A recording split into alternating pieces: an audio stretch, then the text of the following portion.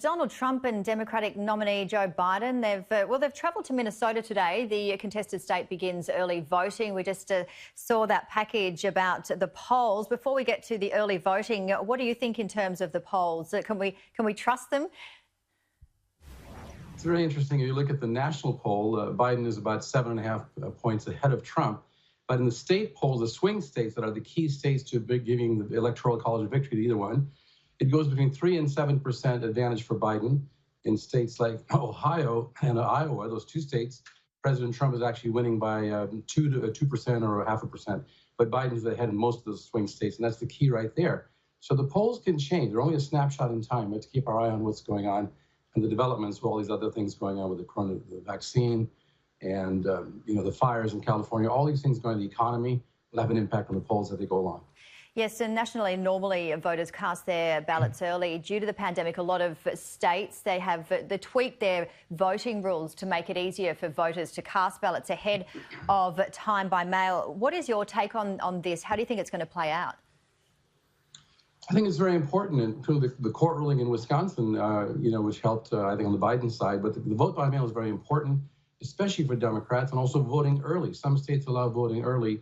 And that would be more important because people don't really want to go to the polls during the coronavirus pandemic and get infected. Many Democrats don't want to do that. It's interesting that the majority of Republican voters and Trump voters are going to vote in the polls, but the majority of voters who are for Biden are going to vote by mail or vote early. So it'll have a differential effect, and I think it's going to open things up a lot more in this case.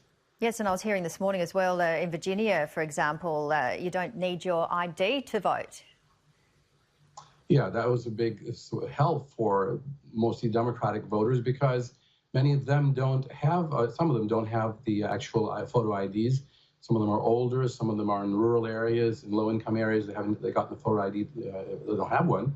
And it's important that they be able to vote as well because they've signed an affidavit when they registered that they are who they are, under penalty of perjury, and the Constitution doesn't require a photo ID. It just requires you to be a U.S. citizen, 18 years old above, and the states can register you under penalty of perjury. So I think that's a pretty important requirement.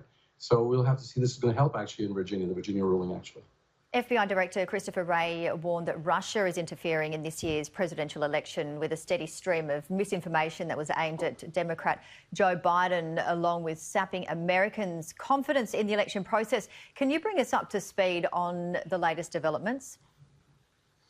Yes, I think that what they're suspecting of is that more of on the social media that Russia could put in ads and have people with certain accounts that they put in there in order to mislead the public or sow divisions among the Democratic coalition with certain claims about different groups. So that's more of a soft-selling interference as opposed to actually trying to hack voting machines, things like that.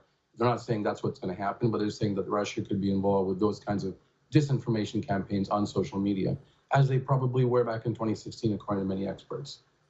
Plenty of debate this week about when a vaccine will be developed. Let's take a listen to what US President Donald Trump just had to say just recently. Hundreds of millions of doses will be available every month, and we expect to have enough vaccines for every American by April. And again, I'll say that even at that later stage, the delivery will go as fast as it comes, they can deliver.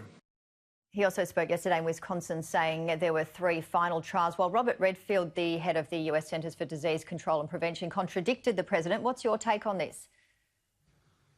Somewhere in between. It could be as early as April, he says, for all these people, or it could be in the middle of next summer, because there are 26 vaccines that are actually in human trials now worldwide, and several of them have been fairly successful in the first parts of the trial, although the one setback with this AstraZeneca back at the Oxford vaccine that actually resulted in one person getting injured in some way or the other with a spinal cord. I believe they're looking at that. So there is one hiccup there. But in general, the trials were going pretty well, and the president could be right. I know he's pushing for it to get it done quickly, and it's going to give him a boost somewhat, possibly, in the election.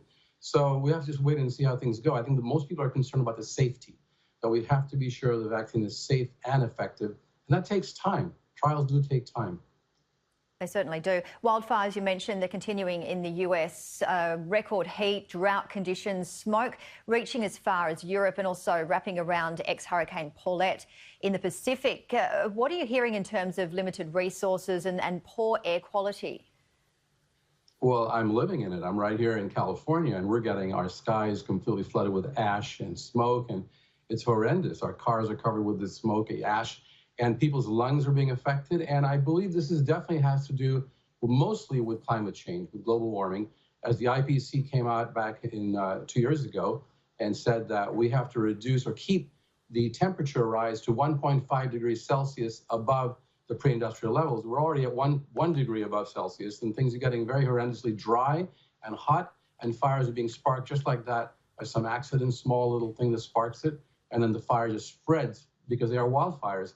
And this has been the biggest wildfire season and the biggest amount of devastation in California, Oregon, and Washington, the western states.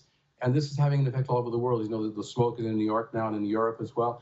In Australia, you had terrible wildfires last year, and you suffered it before we did, but you saw what was coming.